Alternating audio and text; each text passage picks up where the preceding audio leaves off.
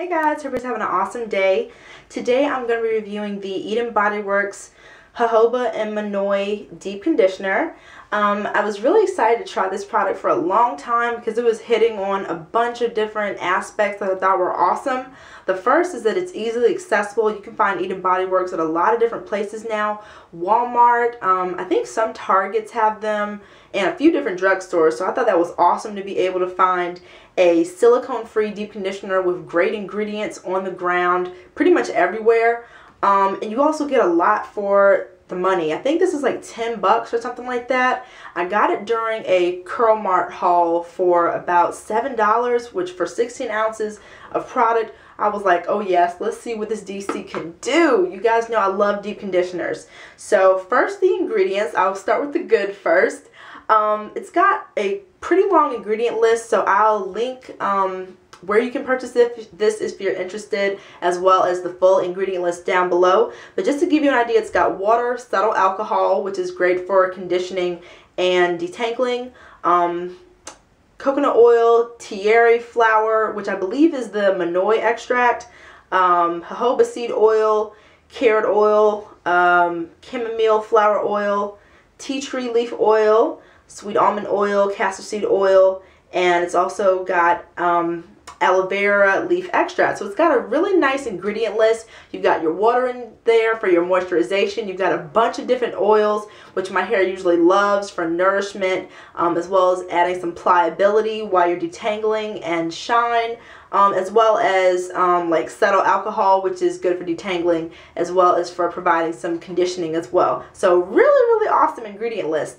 Unfortunately, my hair did not get down with this deep conditioner at all, and I am like a deep conditioner fiend. So for me to be impressed by a DC, it has to make my hair feel very nourished, help with detangling, as well as just make my hair feel like it's ready to take on this week's styling session. It gives my hair the right moisturization and foundation for whatever style that I'm doing to last me through the week. So if my hair is properly moisturized, my style is going to look better, feel better, and my hair overall is just going to be in better condition. So I was really kind of like, what the heck, when this didn't work for me, because it was hitting on all the cylinders. Great ingredients. That was about it, actually. I like the ingredients, but the texture was something that I should have known my hair was not going to be a fan of. Like I've mentioned in previous videos, I like things that are of a medium consistency, kind of like the Goldilocks theory. I don't like products that are super duper thick, and I don't like things usually that are really runny. I do use VO5 conditioners to help me detangle. Those are like a whole nother level of awesome. But usually, like for deep conditioning, I like my products to be like of a medium consistency. I want to feel it in my hair, but I want to feel like it's penetrating and not sliding off my strands. So that's kind of like my sweet spot when it comes to consistency. So this, I don't even think this is moving. I've had videos, you guys know, where stuff just goes splat, so I'm a little scared. But I don't have to worry about that with this product. It's super duper thick. It's like it's weird. It's a dense product, but once you actually rub it between your hands and add it to soaking wet hair, it does spread a little bit better. My hair did have to be soaking wet. I usually like my hair to be damp to wet, but with this product, in order to make it really spread through my hair and apply well, it had to be like soaking wet. So let me see if I can show you the consistency. It's different. It's definitely different. So yeah, it kind of reminds me of like the Elmer's glue sticks. If you take some of the glue off and just like, I don't know, take off some of the glue. It's creamy, but it's just weird, you guys. It's weird. It's creamy, but it doesn't have that nice spreadability that I usually like in a deep conditioner. Like, you've got to work to make this stuff penetrate your strands. At least I do. I use this just like I do every deep conditioner. I clarify my hair, or I shampoo it with a sulfate-free shampoo because I don't use silicones really. So I just want to make sure that I have a fresh base so I don't co-wash. I always make sure that I use like a more clarifying shampoo Like my Aloe Sense, that's a nice shampoo. My Shea Moisture Retention, even though it's sulfate free, it gets my hair very, very clean so that I can really see what the deep conditioner can do. The first time I used it by itself. I didn't use a hot head. I just applied the deep conditioner to my hair for about an hour or so with a shower cap, just let my natural body heat do its thing. And I took my shower cap off and my hair felt kind of soft but also coated at the same time. It didn't feel like this product really penetrated my hair strands. It just felt like it kind of gave it some surface softness, but overall kind of sat on top of my hair. So it didn't have any slip either. And I had to use my, usually what I do, as I've mentioned before, when I'm detangling, I use like a cheapy conditioner to do the bulk of my detangling. I use VO5 or I use like Tresemme Naturals. I still have some of the old formula Tresemme Naturals.